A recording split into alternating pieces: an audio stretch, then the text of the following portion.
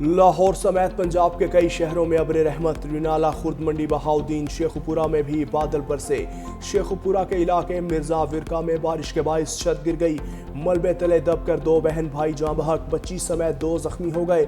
जख्मियों को अस्पताल मुंतकिल कर दिया।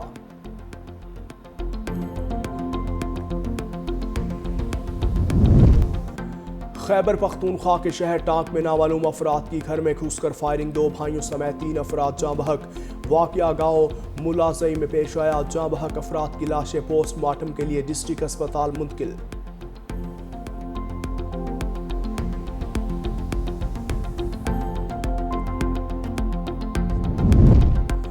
और इस्राएली वज़ीर आज़म नेतन्याहू की अमरीकी सदर डोनाल्ड ट्रंप से व्हाइट हाउस में 2 रोज़ में दूसरी मुलाकात।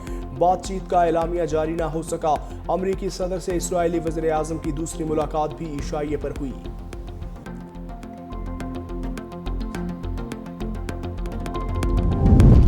गवर्नर साहब, 5 दिन बाद जैवकुआ पर पहुंचने का शुक्रिया। तर्जमान सिंध हुकूमत सादिया जावेद का तंज, कहा इस वक्त सियासत नहीं दाद रसी की जरूरत है। ऐसा कोई वादा मत कीजिएगा जो पूरा ना कर सकें। कराची के लोग मुश्किल में थे, आपको फौरी कराची आना चाहिए था।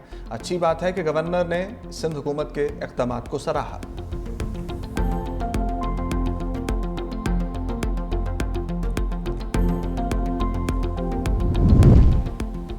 लियारी में इमारत गिरने का सानिहा करप्शन, लालच और बेहिसी का नतीजा है। आबाद 700 दिनों में मखदूश इमारतों की तामीर नौ के लिए तैयार है। बिल्डर्स तंजीम आबाद के चेयरमैन मोहम्मद हसन बख्शी की प्रेस कॉन्फ्रेंस, कहा लियारी में इमारत गिरने का सानिहा करप्शन, लालच और बेहिसी का नतीजा है। सिंध हुकूमत ने आज तक कोई मौसर कानून साजी नहीं की। सीनियर नायब चेयरमैन सैयद अफजल हमीद ने कहा कि लियारी वाक़े के मकाम पर इंतजामिया की कोई नुमाइंदगी नहीं थी। जाए हादसा पर गफलत खुलेआम नजर आई। रावलपिंडी में भी 86 बोसीदा खस्ताहाल इमारतें खतरनाक करार। बोसीदा इमारतें भावड़ा बाजार, लंडा बाजार, सैदपुरी गेट, राजा बाजार, मोची बाजार, डूंगी खुई और दीगर इलाकों में मौजूद। मेट्रोपॉलिटन कॉरपोरेशन रावलपिंडी का खतरनाक इमारतों को फौरी खाली कराने का हुक्म। मालिकान को इनखला के नोटिस जारी। मूसलाधार बारिश के बायस बोसीदा इमारतें किसी बड़े सानहे का सबब बन सकती हैं। मालिकान 15 दिन में या तो इमारत की मरम्मत करवाएं या मखदूश हिस्सा गिरा दें, वरना कार्रवाई होगी।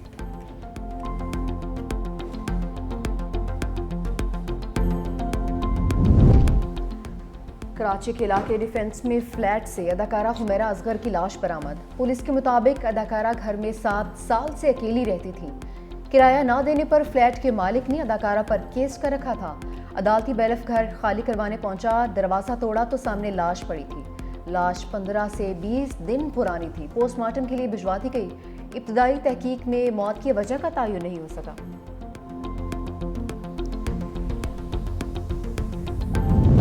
फैसलाबाद के इलाके सरहाली में साइबर क्राइम की कार्रवाई। साबिक चेयरमैन फेस्को के डेरे से 70 गैर मुल्की बाशिंदों समेत 100 से ज्यादा अफराद हिरासत में ले लिए। साइबर क्राइम सर्कल के मुताबिक गैर मुल्की बाशिंदे शहरियों को स्कीमों का लालच देकर ऑनलाइन फ्रॉड में मुलव्वस थे। डेरे से कंप्यूटर्स और मुख्तलिफ डिवाइसेस तहवील में ले ली गए।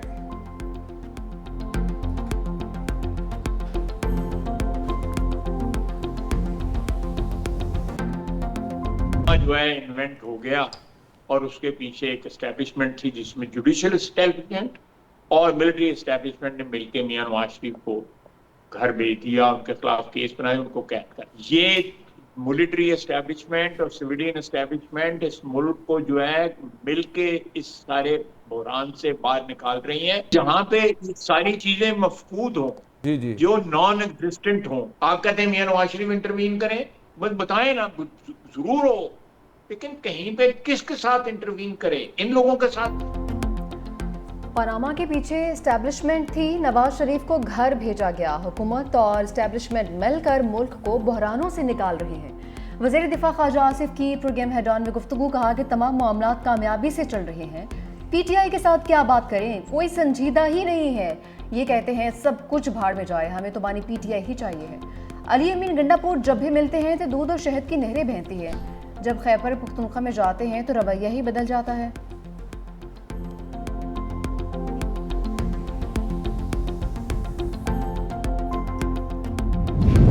बानी पीटीआई और बुशरा बीबी की 190 मिलियन पाउंड केस की जल्द समाअत की दरखास्तें इस्लामाबाद हाईकोर्ट में दायर।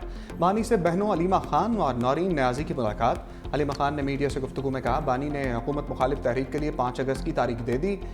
5 अगस्त को बानी को जेल में 2 साल हो जाएंगे।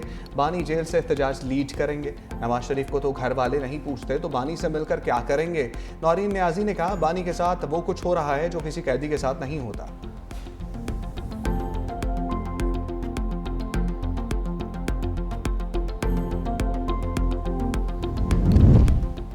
सारा टब्बर बानी पीटीआई से मुलाकात करता है और हुक्म करें क्या करें। वज़ीर इत्तलात पंजाब अस्मा बुखारी का अलीमा खान के बयान पर रद्द-ए-अमल। कहा, मतलब क्या जेल में एक जलसे का इंतजाम कर दें जिसमें बानी पीटीआई जेल से कैदियों से खिताब फरमा सकें। पंजाब में अब कानून सबके लिए बराबर है। लाहौर ट्रैफिक पुलिस ने वज़ीर आला पंजाब की बेटी का चालान करके कानून की हुक्मरानी का सबूत दिया है।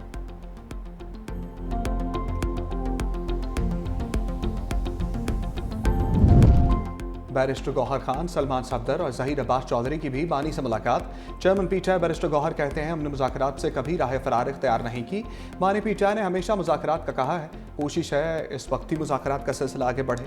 बोले, जिन लोगों से बातचीत होनी चाहिए कोशिश है उन्हीं से बातचीत हो। ज़राए के मुताबिक बानी से मुलाकात में बैरिस्टर गौहर ने वज़ीर आज़म पाकिस्तान की जानिब से मुज़ाकरात की पेशकश बारे भी बानी को बताया। 26वीं आईनी तरमीम के बाद अदलिया की पोजीशन से भी आगाह किया।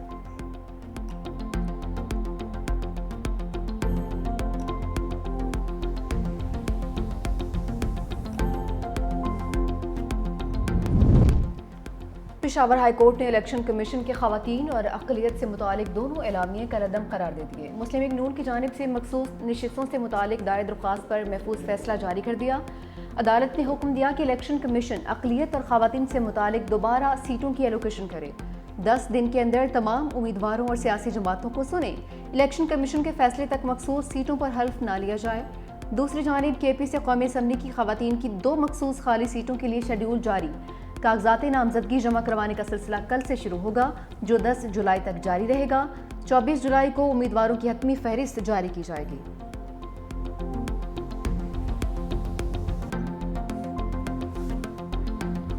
इस्राईली वज़ीर-ए-आज़म नेतन्याहू की अमरीकी सदर से मुलाकात। 2 रियासती हल से इनकार। बोले, सिर्फ उन फ़लस्तीनियों की हुकूमत चाहते हैं जिनसे इसराइल को ख़तरा ना हो।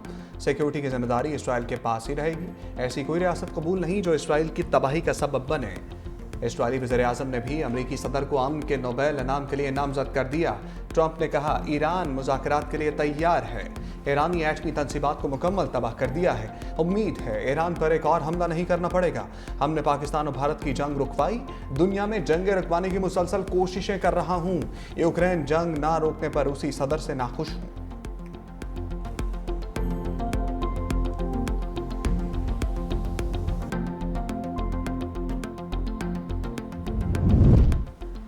नेतन्याहू की ट्रंप से मुलाकात धोखा और सब पहले से तयशुदा है। इसराइल ने दोबारा हमला करने का मंसूबा बना रखा है। ईरानी फौज हाई अलर्ट। ईरानी टीवी का इस हवाले से कहना है कि सदर ट्रंप दोबारा हमले के मामले पर इसराइल के साथ हैं। ईरानी फौज के तर्जुमान कहते हैं, इसराइल ने हमला किया तो जवाबी कार्रवाई पहले से ज्यादा सख्त होगी।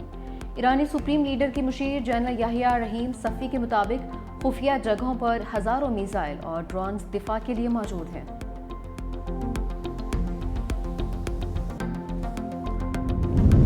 गाजा में इसराइली बर्बरियत जारी। 24 घंटों में 49 फलस्तीनी शहीद। इमदाद लेने के लिए खड़े 8 फलस्तीनी भी शामिल।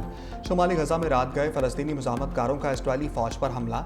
5 इसराइली फौजी हलाक, 14 जख्मी और 1 लापता हो गया। इसराइली मीडिया रिपोर्ट्स के मुताबिक गजा के शुमाली इलाके बैत हन्नून फलस्तीनी मुजामतकारों ने बख्तरबंद गाड़ी को धमाके से निशाना बनाया, जिसमें इसराइली फौजी सवार थे। इसराइली रेस्क्यू फोर्स के पहुंचने पर इसे भी निशाना बनाया गया।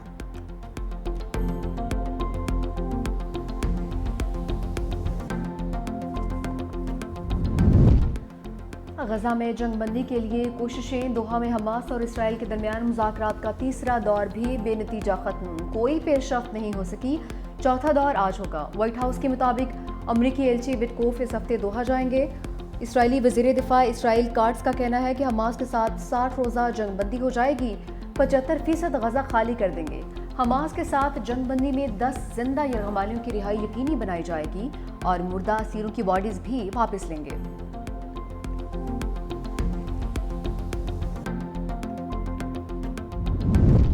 बरतानिया की फ़लस्तीनियों को ज़बरदस्ती बेदखल करने की मंसूबे की मुखालफत। बरतानवी वज़ीर ख़ारजा डेविड नैमी ने कहा कि इस्राएली वज़ीर दिफ़ा के 6 लाख फ़लस्तीनियों को रफ़ा मुंतकिल करने का मंसूबा कबूल नहीं। इस तरह के बयानात जंग बंदी की राह में रुकावट हैं। हमास और इसराइल के दरमियान जंग बंदी पर इत्तफाक न हुआ तो इसराइल के खिलाफ इक़दामात किए जाएंगे।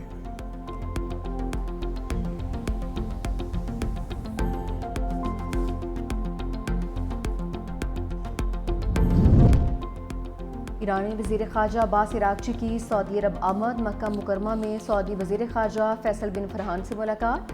खित्ते की ताज़ा तरीन सूरत हाल और अमन व अमान के लिए की जाने वाली कोशिशों पर तबादला ख्याल। मुलाकात में इसराइल के ईरान पर किए गए हमलों पर भी बातचीत की गई।